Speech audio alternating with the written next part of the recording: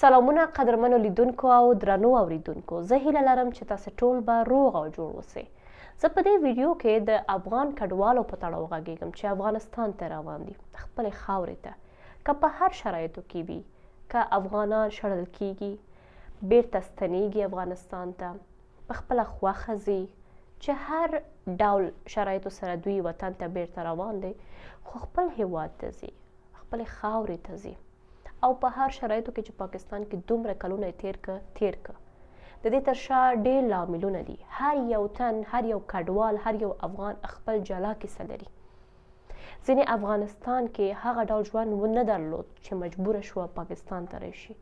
ځینې د امنیتي ستونزو له کبله پاکستان ته راکډوال شول. ځینې د ماشومانو د نجونو د تعلیم او د ځوانانو د تعلیم دپاره پاکستان ته کډوال شو. او دا ډول چې کله تاسو یو ځای نه بل ځای ته ځئ، نو بیا دونه اسانه نه ده چې بیرته بیا خپل ځای بدل کړئ. هجرت کول ښه کار دی او دا زموږ په اسلام کې هم ده چې په خپل ژوند کې تاسو بدلون نه ګورئ، نو هجرت وکړئ. دوی هم هجرت کړي دي او اوس چې بیا د دوی په ژوند کې څه بدلون رانغی او پاکستان هم دا پرېکړه وکړه چې نور افغانان بیرته باید خپلې خاورې ته لاړ شي، نو اوس مهال افغانان افغانستان ته روان دي. اما د ویډیو موخه مقصد مې دا ده چې له بده مرغه په ډېرو ځایونو کې ما دا وکتل، دا کمنټونه مې ولوستل، د خلکو څخه ځینې کیسې زه اورم چې افغانستان ته تللي دي، ځینې رښتیا دي، ځینې دروغ دي. خو دا ویل کېږي چې اوس مهال افغانستان ته چې ډېری کسان ځي، کله ورته څه ستونزه پیدا کېږي، نو هلته واکمنان ورسره هغه ډول ښه چلند نه کوي څنګه چې هلته میشت کسانو سره کېږي. دا اوس څومره حده پورې حقیقت لري یا نه لري، زه د دې نه پلوي یم نه مخالف، ځکه چې زه په خپله د دې ګواه نه یم، معلومات نه لرم، تجربه نه لرم، ما هم اورېدلي. اما هغه څه چې زه ګورم د خلکو کمنټونه یا د ځینې خلکو څخه ځینې خبرې اورم چې وایي دوی خو شړل شوي افغانان دي، د دوی پسې خو پاکستان کوتک نیولی و او په کار دی چې دا کار ورسره شوی و.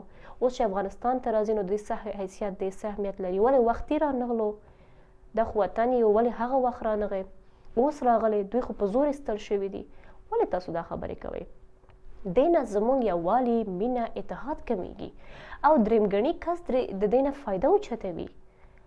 آخر ولې کله چې دوه ورونه خفه کېږي یا د کور څخه جلا کېږي، بیرته چې راګرځي په کار دی غاړه ورکړل شي، مینه ورکړل شي او تود هرکلی ورته وشي، نه دا چې ورته سختې خبرې، ګیلې شکوې او ورته نفرتونه وښودلی شي. دا مکمل نفرت دی، دا داسې یو